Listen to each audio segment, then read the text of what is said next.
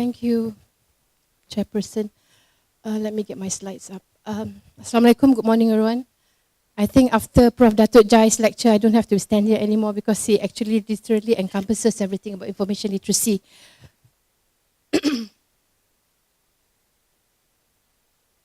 Prof, I'm like you. I'm not an IT savvy person. Okay, sorry. Okay, that's about me. That's my name, Edzan binti Cik Nasir here. I do write, and I go by this name when I write. So I was a librarian in USM. I started my career as a librarian in USM in 1983. I graduated with a degree in biology, specializing in marine biology, but at that time, marine scientist was not quite in demand within the government sector, so I decided to move on and become a librarian. And I was a librarian at the main library, and then in 1986, I went to their new campus. It's an engineering campus in Perak, in Ipoh, and then they moved to Trono. And that particular campus is now UTP, University Technology Petronas. And then in 91, my other half was in KL, so I transferred, or I moved my service to KL. And I was there at the law library from 1991 right until 1999. In 1999, I decided to make a career move because at that point in time, I was at the same level I was when I entered the library in 1986, 83. So I became a lecturer, and my specialization then was library and information science. I was there for about 8 years before the post of the chief librarian felt vacant, and the vice chancellor then was headhunting for chief librarians, and I was asked to apply. And I did. If you were to ask me now, would librarian or lecturer, my choice would still be an academician, because being an academic, you are always in touch with the younger generation and you feel young. My problem with being the chief librarian of UM was that I hate dealing with staff, and you have got staff matters that you need to attend to almost every day. So teaching was a better option, but I had no choice. I stayed there for 10 years, and I only recently retired on 28 May 2017. So what do I do now? Now I do voluntary work with my association. PPM stands for Persatuan Pustakawan Malaysia. It's the Librarians Association of Malaysia. I'm currently the past president because they had an election, so I'm no longer the president, but I'm the current past president. I travel a lot nowadays because on my own money, because I'm promoting a conference that we are going to host next year in August. And I'm also a full-time mother to 2 daughters and 1 granddaughter. So do I profess to be the expert in information literacy? Not really. But I did my PhD in 2007 in UM, and the topic was Modeling an Information Literacy Program for Undergraduates, a Soft System Methodology Approach. Okay, like Prof. Jai says, I have not lectured for a long time. And in UM, we have done away with this kind of lecture, Prof. Ours is flipped classroom. We are supposed to stand right at the back. The students are in front. We are supposed to talk from the back to the front. So this is quite a change for me. Even within my profession, we're trying to find another way of actually engaging with our conference participants. Yeah. Now we are trying to go to the concept of town hall, whereby the speaker does not stand up here. The speaker is with the audience, and the speaker speaks from the floor. But speakers nowadays, they tend to be a bit apprehensive because it's a new approach. But we are trying to break down barriers. So bear with me while I stand here. Okay. What's going to happen today is I'm going to do, it's partly very theoretical, because hopefully if the academics and librarians there, I just want you guys to understand what is the basis behind information literacy and why is it important. I think Prof. Jai has been saying all the time that information literacy is important, but we need to know the basis of that before we can actually embark on information literacy. So I will define what is IL. The short term we use within our domain is IL. Then I will define an information literate person, information literacy models and standards. Thank you. Okay. Then I will do an information literacy and the library. What is the library's role? The primary role player in any information literacy program is always the library and the librarian. Okay, it's not the students themselves. The students are the recipient, but the primary role player is actually the librarian. And I will look at the importance of information literacy to students, academia, researchers, librarians, and everyone else. Um, the proponent of information literacy is actually America. The first country that actually came out with a definition for information literacy is definitely the US. And the US are at odds with Britain, UK, because UK also is trying to come up with their own definition of information literacy. UK at one point in time, they use information skills. So if you are reading the literature, it says information literacy, information skills is the same thing. But as 2004, UK decided to jump on the bandwagon and use the word information literacy. So basically it means that information literacy is a set of skills. Remember the key word is skills, okay? Which means that like learning how to ride a bicycle, driving a car, it is a skill that has to be acquired with practice. You cannot be information literate overnight. It needs practice. And it requires an individual to recognize when information is needed and have the ability to locate, evaluate, use effectively the needed information. And this definition came as early as 1989. And I think in one of his presidential speeches before Obama left, he did mention information literacy as a key element in the development of citizenry in the US. Okay? So which means that they have a high emphasis on information literacy. The other one is CILIP. CILIP is the Chartered Institute of Library and Information Professional. It's based in Britain. It's the Library Association for the librarians. To be a librarian in UK, you need certification. If you do not have certification, you cannot be a librarian. So CILIP is the body that gives certification and accreditation to a librarian. And in 2004, they came up with their definition. If you look at the two, I mean, it's just a mismatch of words. It's similar. Information literacy is knowing when and why you need information, where to find it, how to evaluate, use, and communicate in an ethical manner. So information literacy involves ethical issues. And if you remember what Prof was saying this morning, a lot of your patients now are self-diagnosed patients. Even before I go and see my doctor, I will Google. Why? Suddenly I have a headache at the base of my head. I will Google. Instead of the doctor explaining to me, I'm telling the doctor, okay, probably I've got this, I've got that, I've got that. The doctor, my GP normally laughs at me. He says, you are too dependent on self-medication and self-diagnosis, yeah? So that's why I think information literacy is important to those in the medical profession, okay? So defining an information literate person, these are the definitions. The person must be able to determine the nature and extent of information needed, access the needed information effectively and efficiently, evaluates information, use information, understand. So it all pertains to information.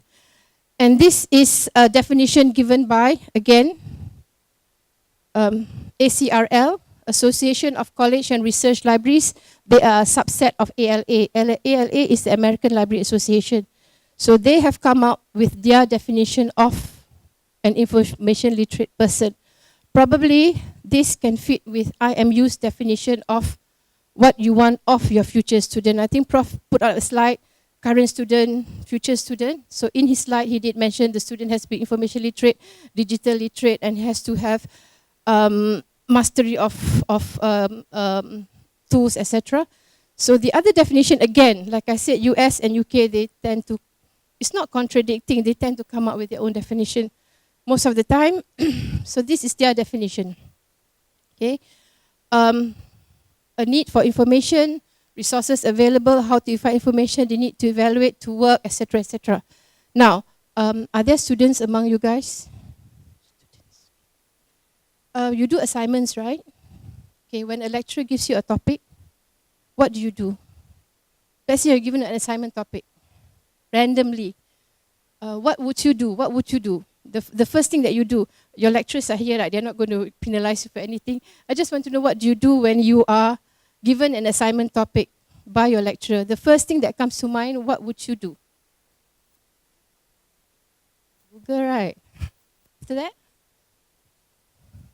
Sorry? You go Google Scholar, okay, one step, as an advanced step. What else do you do? Use the databases, okay. So the first step you would do is, that means you are partially information literate already. You know that you need information and you know where to look for it, okay.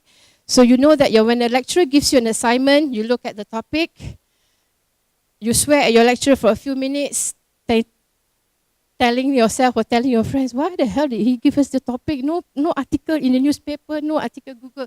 You guys would Google, okay?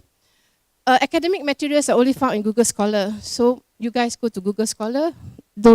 I think the masters and the PhD students will definitely go immediately to Google Scholar. The undergraduates or the diploma students will go to Google. So once you have done that, you have already done the first step of being information literate. You recognize there is a need for information and you know where to look for the information. That will be your step 1 and step 2 of your information literacy cycle. So it's going to be easy, Prof. So there are a lot of models. Yeah, these are for the academics and the librarians. There are a lot of information literacy models out there. US recognizes 4 models. The Big 6, the ISP, Stripling and Pitts, and Pathway. The most famous and that has been commercialized is this one. Sorry. It's the Big 6. Yeah, this one. Okay. These are 2 lecturers from the university in New York, and they have managed to come out with a model. If you Google or you go to their website, you can pay to access their material, or you have materials for free. And this is the model that is being used in all our schools in Malaysia, the Big 6 model. In Malaysia, they don't call it information literacy, they call it kemahiran, information skills, kemahiran maklumat. If you have sisters or brothers in schools, information skills agenda or movement or agenda is normally, you can find it on the last page of their exercise book, the brown exercise book. I used to read it in my daughter's book when they were kids, but how and how much they have gone into it, I'm not sure. Because we find out, when I was teaching information literacy in University Malaya, my undergraduates are coming from all walks of life, yeah? If they are coming from KL, Penang, Ipoh, they are information literate. They are not experts, but they are information literate. They know how to search for information, they know how to look Google. But if you've got students coming out from the rural areas, where probably access to computer and databases is, internet is not good, we have a problem. Okay, so when we teach, we are teaching a mixed bag. We have got one group of students who are very advanced. So in class, when you sit behind, you can see them playing with their handphones because they are not interested in what we are teaching because they have already gone beyond that stage.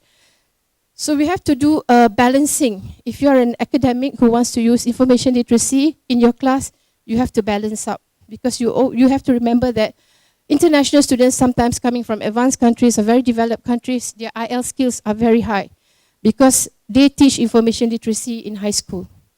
But in Malaysia, I have not even ventured into that area or do research in that area to see the level of information literacy or how information literate are our school children before they enter university.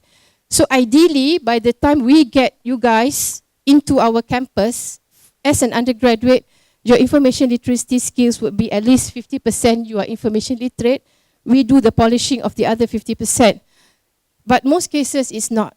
So we have to start from scratch with you guys. And it's not easy. It's not an easy process, especially if you have students who do not have access to the internet from their home, okay? So they have got these 4 models, and the most popular is the Big 6. So lecturers, academia, if you want to figure out what Big 6 is all about, you just go to their website, and they have a whole way of telling you how to actually integrate the Big 6 into your curriculum. Okay, this is the model that they use, okay? First, when I ask the students where they're given assignment, what do? They say they Google. So which means that they know they have a task and they have the information strategy. So they Google. They say they went to see their books, they went to online databases, they go to Google Scholar. So that portion they're already familiar. So now the next step would be location and access. Again, you guys say you go to online databases, Google Scholar, you know where to find the information. The next component is how do you use the information, okay? This involves a component of actually evaluating whether the information is useful, can you use it, can you not use it? And then you need to synthesize. A lot of my students, when I teach them, they are clueless about synthesizing. What they do is and I'm teaching masters, yeah. They cut and paste, and then they tell me, I put inverted comma, and then I acknowledge the source. So I tell them, dear student, you cannot cut and paste a whole page, and then you put the inverted commas, italic, and give the source, because that means you are not synthesizing, you are just copying and pasting. So this synthesizing is a skill that you have to acquire over time. What does synthesizing mean? Synthesizing means you read the article and you pick up the strong points and you summarize it probably in one paragraph. So if you have 20 articles for your literature review, you would have 20 paragraphs synthesizing what you have found. Okay? And this is the important component. Please, please, please don't cut and paste one whole page.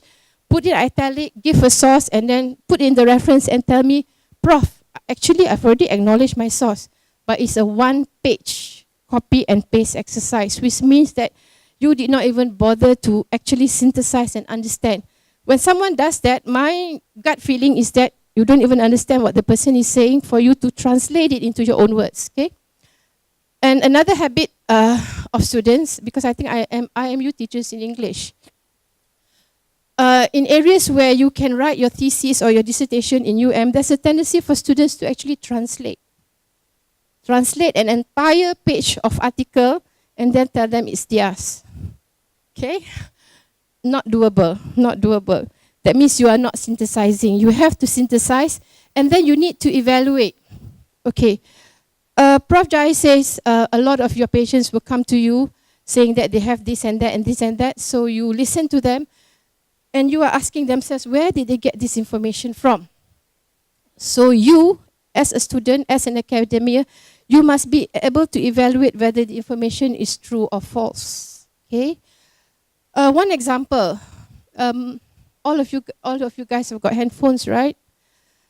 All of you guys must belong to one or two WhatsApp group. I've got 12 WhatsApp group, and by 10 o'clock, I would have 500 messages on WhatsApp. And out of the 500 messages, at least 20 messages are things that they copy and paste from. The word they use is C and P, copy and paste, dari tingkap sebelah. In English, it means that they send me the whole thing and then they put the up finger sign and say that they have copied and pasted from another window. Okay. Is that right or wrong?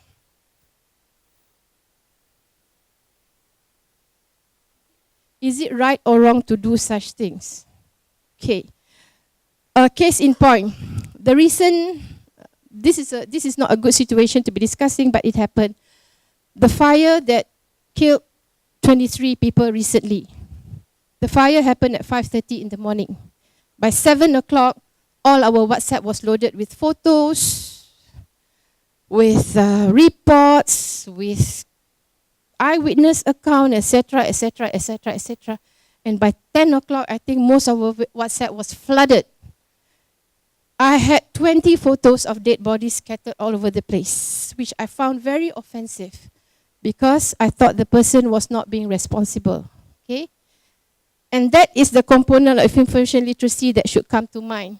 Evaluate. Should you be sending that? The tendency for us is once we get a message, whether it's on Facebook, on IG, on Twitter, kita baca, the last sentence we don't even bother to read. Forward. So by 10 o'clock, all our Twitters, all our WhatsApp, and all our IG was news about the incident. And the official news only came out about 1 o'clock, I think, what actually happened. So that shows that we are not information literate ourselves, okay? We fail to do this component. Evaluate. So the next time, that's why there's a saying that goes around. Think. They said don't drink and drive. Now, think before you post. You read, you evaluate whether it's valid or not before you send it. Because those messages that you send might get to the parents or those who are involved in the incident, and they themselves do not know what happened. They were only informed, I think, about 8 or 9 o'clock, but their Twitter, their WhatsApp was flooded with pictures of their children. And they weren't even sure whether it was their children or not. So that's not good. But I think research has shown that Malaysia has got the highest number of Facebook owners, and we have the highest consumer of social media. It either shows that we are very lonely people with nothing to do, or we are very busybody actually. I don't know. But case in point, if I were to open my WhatsApp group now, there will be 500 messages by now, and they have not replied. They will message me, say, "Where are you? How come you're not responding?" I cannot get myself out of the WhatsApp group, because you have got WhatsApp group from when you were in school, one WhatsApp group when you were in university, the retirees, the librarians, the conferences, etc., etc. So I've got about 15 WhatsApp group. And like I said, by 10 o'clock, there are about 500 messages there. I don't read. I normally read the last one and strike enter clear, until my sister said, "Hey, someone passed away. You didn't even bother to go and visit," because I did not bother to read, yeah? So case in point, evaluate. So this is the Big Six model that's very popular. So in UK, they have got their own set. Like I said, I always find, this is being taped, yeah, but I always find UK very funny. They have got this one, and sale. Academic libraries use this one, okay? Because this is from the academic library group. Then suddenly Scotland decided that they wanted their own, and Wales decided that they wanted their own. So Scotland has got a new whole set of framework. Wales has got a new set. I guess this is from England. But university libraries in Malaysia, we are using this one. Okay, it's called the 7 pillars. So the gist of it is, okay, that's the 7 pillar. So similarly, they have the same thing. They have got identify, scope, can't even read, and then gather, evaluate. So again, they have the different component as in Big Six, but they have got 2, 4, 6, 7. I think they put in presentation here. Because as students of universities, we expect you to present your findings somewhere, either at a conference or within in your class. So they put their presentation. Otherwise, 2, 4, 6 is similar to the Big Six, but probably the terms they use are different, and they have it in the form of a pillar. And under each pillar are the criteria. Okay, what do you manage? What do you evaluate, etc. So again, if you are interested, academics, go to their website, the SCONO website. They have got an entire book. You can download the book, and this is being used in We use the Big Six model as the basis for our information literacy classes, but we modified it a bit. We don't follow exactly. Okay, so we are talking about UK and US. Why I choose UK and US? It's not that I'm West-centric. It's just that they have the best models, and their models have been in place since the 1990s. Yeah, in Malaysia we have not. Even though I did my PhD there, I've not even ventured into information literacy, because when you're talking about information literacy, you need to also get the schools involved, and it's quite difficult to go into schools to do the practice. So Asia did attempt to have our own standards. So we met in Sri Lanka, which is Ceylon, and we met in India, and we came out. These are the countries who participated, and it's sponsored by IFLA. IFLA is the International Federation of Library Association, and they come up with this. Okay, so you look at the competition within my domain or my profession. Big Six has got 6, Cornell has got 7. So Asia decided to have 8. Okay, so someone always has to be different. So I'm still trying to figure out which one they put. I think probably select, organizing. They put this one in as, normally this one can be coupled up with select and organize, but they put it differently. Or probably creation. Yeah, the rest don't have creation. So you have got the Big Six models, Cornell model, and Empowering 8. Academics, you are interested in embedding information literacy in your classes or understanding further what it's all about, please go to the 3 websites and just have a look. But for higher education, I would highly recommend SCONO. Okay.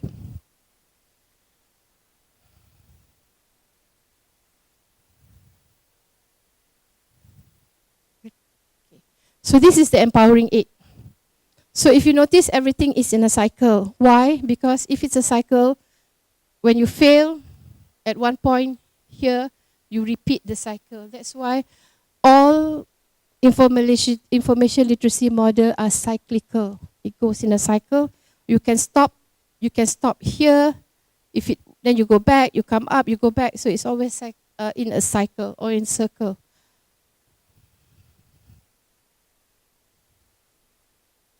Okay. Information literacy in the library. I'm a strong proponent of information literacy not because I did it as my PhD thesis, because I think it makes our life, academics' life and librarians' life a lot easier if our students are information literate. So what do we do? I always propose that every academic library must have some form of information literacy course. And it's now a worldwide practice. You Google Harvard, you go to the Harvard's library's website, you will have one page specifically dedicated to information literacy and research.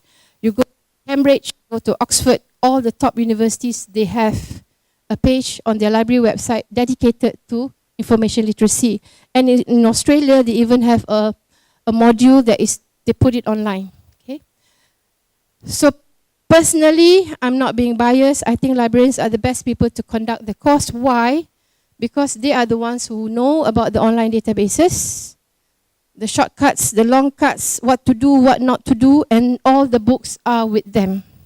So they are in the best position to actually teach. But what we expect from the academics is that once we have taught the students information literacy, we expect the academics to embed it in their teaching curriculum. How? Through your assignments. Looking at your students' reference list, yeah? Is it all from the internet? None from online databases? None from the books? None from journals? And also look at what sources are they using? Are they using really sources that can be relied on? When I was teaching my master's program, I never accepted anything from Wikipedia. I never accepted anything from .com. Why? You have to remember Wiki is a crowdsourcing database. I can create an entry about me. Every one of you can feed in information, and Wiki will have a statement there saying this information is not verified. If you have further information, please verify. So people start putting in links, etc., etc. So there is a lot of unauthenticated information on Wiki. Okay, so classic point, students like to say, information literacy is this defined as blah blah blah blah blah, and then they put in their bracket, year 2017. My red pen will go like that. Okay, I will cross it up. And don't accept, especially at postgraduate level, I do not accept any references made in their text referring to Wiki, but if they put Wiki as one of a series of definition, yes.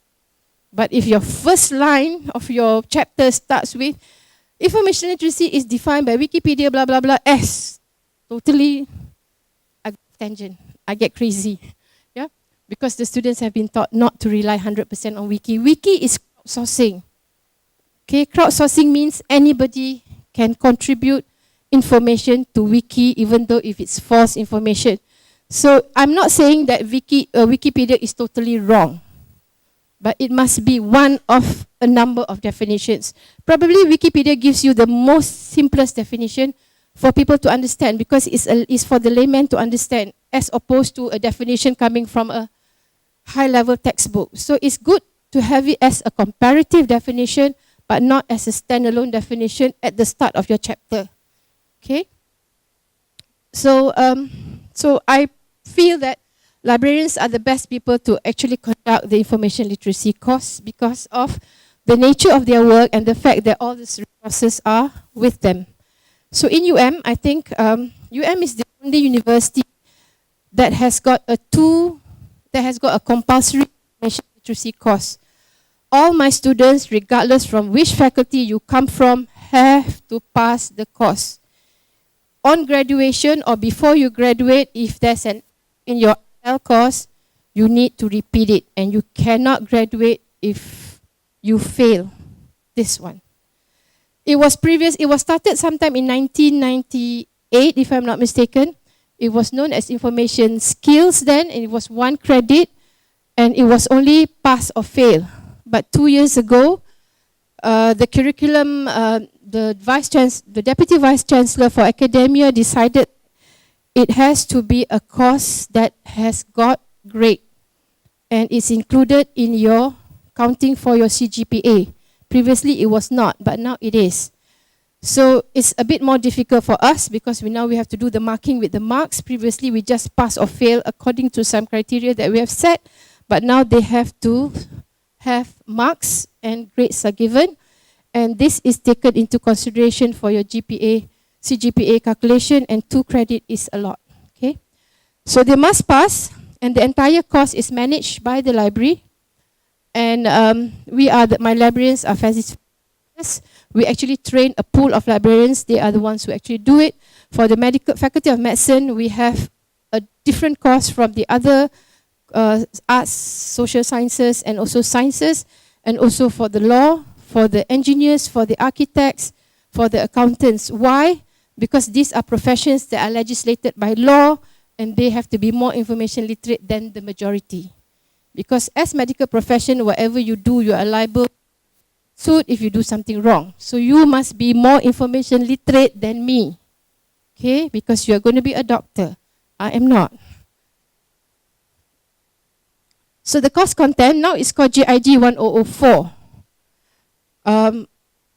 The Malay name, because GIG 1004 is for in Bahasa Melayu or Bahasa Malaysia, so it's called Kemahiran Literasi. No, Literasi Maklumat. For the international students, is GIG 1005 is Information Literacy. So we teach the course in Malay. For the international students, we teach it in English. Okay. So what in the course basically are these, yeah?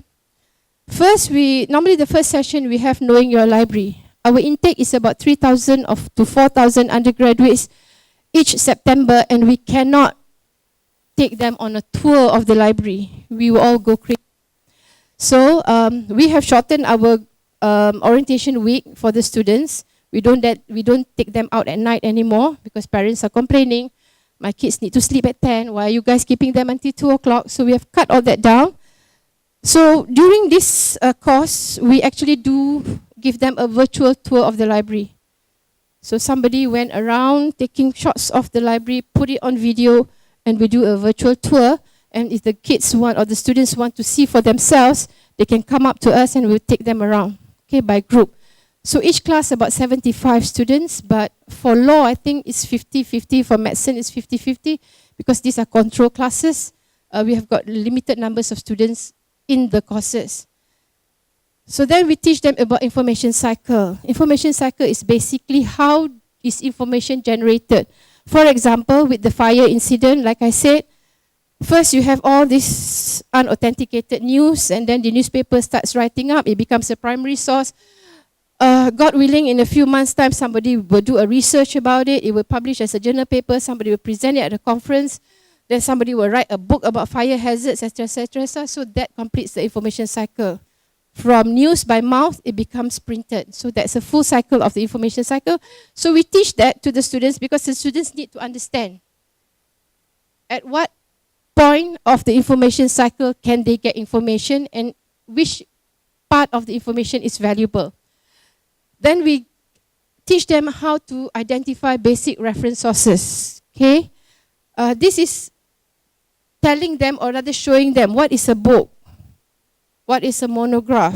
There is a difference here, students, between a book and a monograph. What is a journal? What is a magazine? There is a difference between a journal and a magazine. What is a scholarly journal? What is a periodical? We teach them what is a directory, dictionary, encyclopedia. We go through the whole spectrum so that the students understand where information. Okay? And then we teach them, like what the students were saying, the searching methods. How do you search? Like your lecturer asks you to, I do not know, tissue culture or stem cell culture. So what do? Do you search for the word stem cell culture, or do you search for the word stem cell culture, put in inverted commas so that it appears as a term, and then put the plus sign Malaysia so you get stem cell culture in Malaysia? Those are the things that we teach. Why? Because when you Google and you Google for something, like for example, I Google for information literacy, I got like 30 million entries. So which one is the right entry? We are flabbergasted. So we teach them how to search using the proper search terms. So how do you find the search terms? Use your dictionaries, you use your encyclopedia, you use your thesaurus, yeah? So those are all library science concepts, but those are the tools that you use to search for information. And then we teach them how to search in your library catalog if you're looking for books. Normally with the undergraduates first year level, we encourage them to use resources from the book. As they advance to the second, third, final year, then we start introducing them to the online databases. You don't teach your undergraduate first year online databases, they get crazy because there are so many online databases, they do not know which one to choose from. Okay? So medicine, there's Ovid and Medline. So which is better, Ovid or Medline? And then you have got so many other databases that is associated with medicine. So which one do you choose? So normally for the first years, we teach them, please use the textbooks first. And we also tell the lecturers, for the first years, please introduce and encourage your students to use the textbooks in the library, the ones that you buy. Because all the books recommended by the academics, we buy. And we put them in our red spot, or we call that our academic core. We no longer use the term red spot, it's called academic core. So those are the books we place there. So we tell the lecturers, please help the librarians out. We have taught the course, please continue from then on and teach. So as the students go into the second and third and medicine 4, 5 years, we tell them now, we start incorporating, we tell the lecturers, start incorporating the use of online databases in your lecture. Ask your students to look for materials or references in online databases and ask them to cite in their assignment. So that is where the synergy between the library and the academics come in. Okay? We cannot work in isolation. We need the academics to actually help us out. And then we teach them this one. Internet and web sources is a dangerous spot because you can find everything. You can even look for a mother and your father on your internet. If your parents have got their own Facebook account, you suddenly see your father and your mother on the internet. Okay. So we also teach them how to do this, and this is tied in with this. Okay, everyone can do anything on the internet, so make sure the information that you get or you use from the internet is authentic, is current, is authoritative. So we teach them how to evaluate. Okay, and the last component of the course is we teach them how to cite. When you use someone's idea and you put it in your article or in your assignment, you must give credit to the person who actually wrote the article. Okay? So please cite them and we teach them what are the citation styles they need to use. There are so many citation styles. I'm not sure medical profession uses what style, but there is the ALA, MLA, Chicago, etc., etc. So use the style that is recommended by your university. Okay, and they have an assignment. This is to test whether they understand what we have been teaching for 14 weeks. So we give them or we ask them to choose a research topic. It can be poverty in Malaysia, fire hazards in Malaysia, depending on their discipline or their domain. And they will search for the relevant resources on the topic, either from the library books, from the online databases, web resources. And the important component is this. They have to tell us in their assignment, why did they choose that particular book? Based on what? Why did they choose that particular website? Why did they choose that particular web page? We are looking for this because we want to see their ability to evaluate each resource. Okay? And we also want them to cite the sources in the right order. Author, year, title, year of publication, place of birth, etc. in the citation style. So this is what they are assessed on, plus they sit for an exam. Okay. So, why is information literacy important? I think Prof. Jai summed it very nicely in his presentation just now, that IMU wants to produce critical thinkers, information literate, digital literate, students who actually can meet up, can talk, can present, etc., etc. That is what information literacy is all about. Okay? There is too much information available everywhere, and everyone, me even my 4-year granddaughter, gradually we are teaching her how to access the internet, because the grandmother is a librarian, got no choice but to teach, because we want to have the skills to actually find the information that you need, and you as an individual decide whether it's good or bad information. Okay? For example, if you are doing a project, school children, Form 3, they have the history project, the geography project. So how do they search for information? Do the teachers actually teach them where to look for information, what information, or the teachers just say, go to UM. UM has got a very nice, one of their topic was historical buildings last year. And I had a flood of students coming in, asking me for the librarians about information on our Dewan Tuanku Chancellor, because that was a historical building. So we actually had to conduct a class for the Form 3 students on a Saturday to come in, and we tell them about the building. So in a way, we are teaching them information literacy there. So you need information for your assignment, even job hunting, okay? Job Street. Yeah, you want a job. So you go to Job Street, and you must know where to search on Job Street. CPD is continuous professional development. As medical professions, I'm sure you're not going to be stuck as a doctor. You need some skills, some other skills. I do not know, probably STEM culture is a big issue now, so you need to know something about STEM culture. So you go on the internet and look at what research people have done about STEM culture, so you know what it's all about. And when you solve a problem, you have got a problem, how do you solve it? You plan your holidays. We do that a lot. We go to Agoda to look for hotels. We go to AirAsia. We go to Traveloka. We go to, I think Traveloka is the most popular app. You look for hotels. You look for, so those are the skills that you also need. And you are comparing hotel and airline prices. So you know how information is organized, how to find it, how to determine its reliability, and you are also able to recognize. If you go to a website and you scroll right to the bottom, date of update is 1998, definitely all the information in that website is hopeless because it's out of date. Okay? So that's the most important thing to do. Go to a website, scroll right to the bottom where you see the copyright sign and look for the year. And you know whether that website has been updated. The same with our Malaysian government websites. There has been comments by the public, websites have not been updated, but lately if you go and look at most of our government websites, most of them have been updated. Current as of 2017, okay? So that you are looking for currency of information. Then we also need to be aware of ethical issues, okay?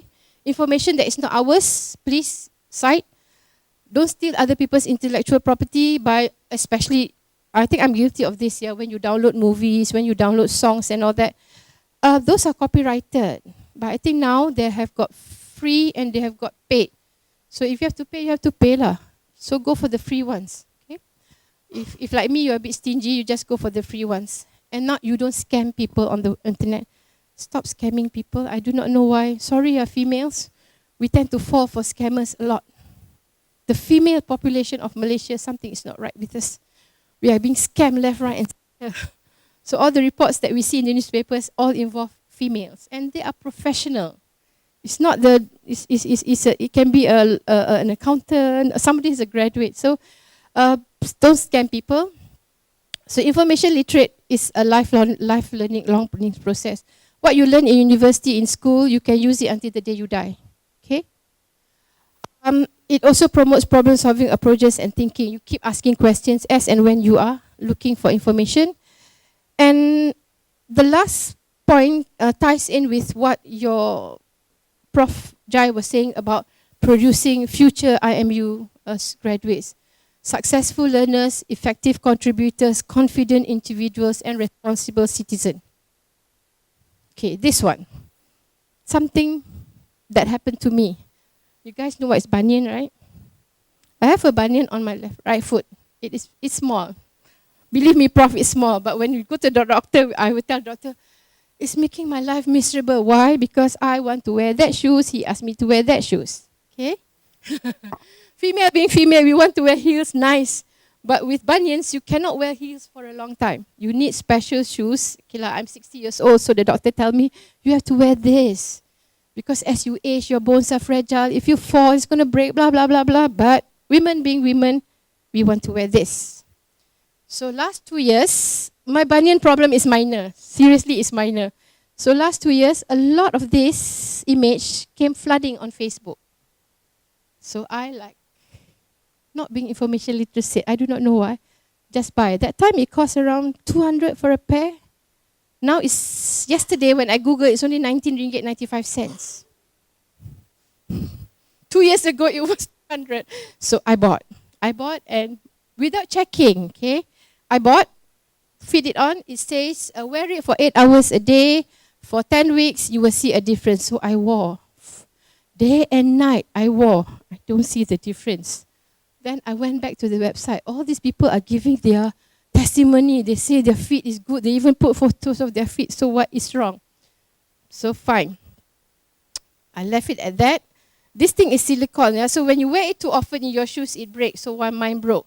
So my daughter was shopping in Daiso and she found this for 5 ringgit and 90 cents. So she said, Mommy, you paid how much? I said, 200 ringgit. Okay, I got you one. It's only 5 ringgit 90 cents. There's a pair. And it will never break because there's no silicone. So that one. Okay. Again, this one was more direct. He says, just wear it. It will assist you. It doesn't guarantee you. He said it will assist you. So 2 days ago, this, if you all got Facebook account, this is being flooded on the ads of Facebook account. This one costs about, a pair is about 100 plus. But if you go to all this Groupon and all that, they are selling for 20. So I'm enticed. But I've got 2 daughters who are information literate. They say, Mommy, all this testimonial is BS lah, Mommy. People just say what they want to say. Why are you believing in this? You teach information literacy. I said, yeah, probably. So I went to my GP and I asked, why didn't it work? Then she says, this bunion happened to you over a progression of years. You think 10 weeks of wearing that will fix a problem that has happened to you for 10 years? You are so naive. So, in case, I was not information literate. I believe everything the company said without checking the facts, without going to my GP and asking whether it will heal. But again, Prof, my bunion is minor. I tend to exaggerate, it's minor. So, why is information literacy important to you? I Googled you guys yesterday. Your institution is the International Medical University. The root word is medical. Apparently there's a Malay translation. I found it on your video. It's University Perubatan Antarabangsa. Again, the root word is perubatan. Your programs, you have got pre-university foundation in science, diploma in nursing. Nursing is a professional. Yep. Is it? Is nursing a professional profession in Malaysia? Doctors. It is. You have got your undergraduate in all this, biomedical, Chinese medicine, chiropractor, dentistry, dietetics, etc. You have got 1 postgraduate diploma, you have got 6 masters, 1 PhD program, and you have got post-basic certificate teaching methodology. So, students, why is information literacy important to you guys?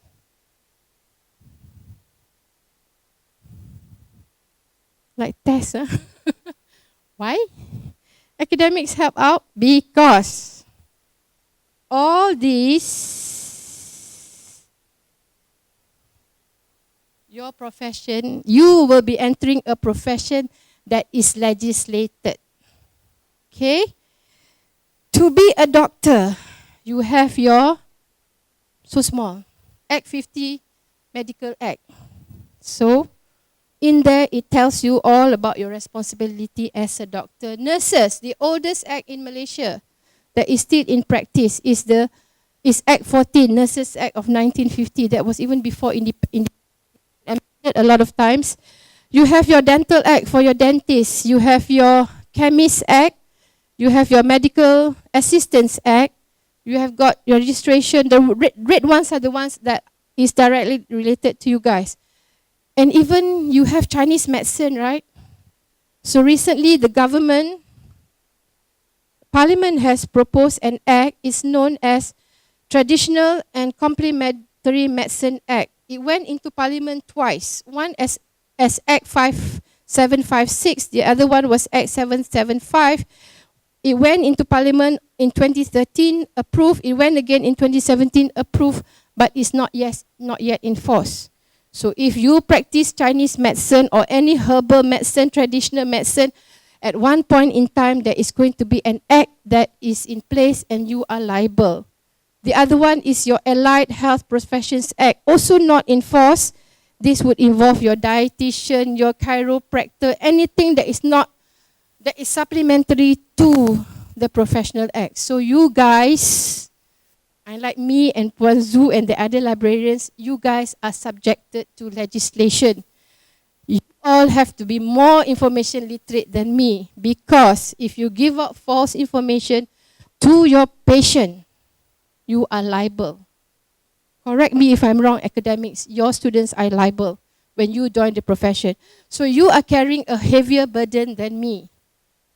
The other professions that are liable would be your engineers. They have got the Engineers Act, the architects, what else? The engineers, the quantity surveyor, accountants, lawyers. So all of you are going to enter a legislated profession, which means that there is a law or a rule that governs what you say and what you do. So that is why you have to be more information literate. Whenever you give out information to your patient, even though you have patient-doctor confidentiality, you have to be giving the right information and authentic information. For example, okay, you're a doctor, and someone from a pharmaceutical company approaches you and tell you, hey, doctor, this one is a new drug, tested already in blah, blah, blah, blah, is good. Would you just take it and administer it to your patient? I don't think so. You need to check its authenticity, whether it's been approved by the government, what test has been done, etc., etc., etc. So if you go through all that process, that means you are information literate. Okay? So I cannot stress, but information literacy is important to those in the medical profession, and you have to be information literate. Okay. So my last slide, in conclusion, information literacy is a basis of lifelong learning. What you learn in class, if the library teaches information literacy, you can use it until the day you die. For example, when you are old, this is just a sick thinking, you're trying to find who's going to do your funeral arrangements. You can Google for it. There are so many websites handling funeral arrangements, etc., etc. If you are sick, looking for insurance, looking for whatever, it's there. So from the day a child is born until the person dies, information literacy will help you search for information everywhere. And it is not only relevant to one discipline, it is across the board relevant to everybody. And it is a skill. Like I said, it's like driving a car. The longer you drive your car, the more skillful you get. So information literacy, the more you search for information, the more you evaluate information, synthesize information, the better you get. But it is something that you have to practice almost every day. Even when you look at, like I said, when you look at your WhatsApp messages, when you're looking at your emails, when people are posting things on the web, question. On your Facebook, you question. You don't simply forward it or share it. You look at the content and you decide whether it's useful content or not. And then you have to question every time you see a posting, should I share? If I share, is this valid? Is this information right? Because for all you know, you are passing wrong information. Yeah? And nowadays you get so much information that is not right.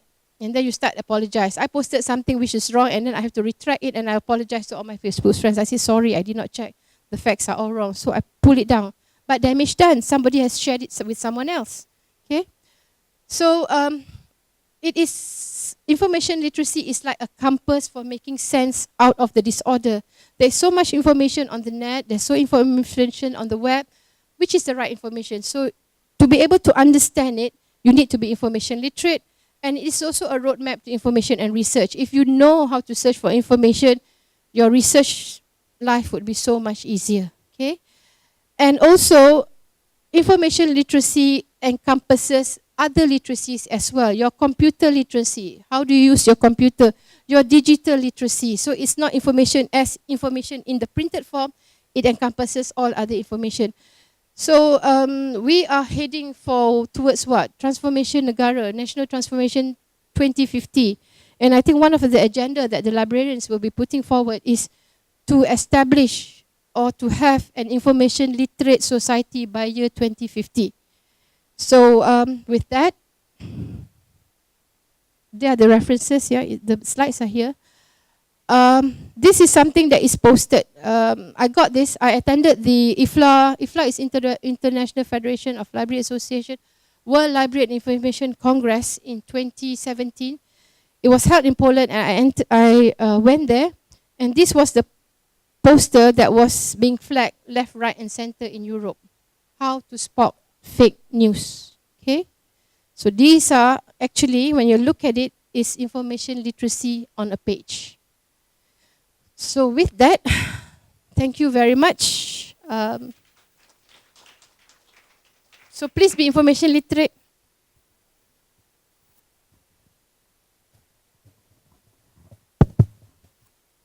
Thank you, Dr. Nur Edzan. Now I would like to invite Datuk Jai to present Dr. Nur Edzan with a token of appreciation.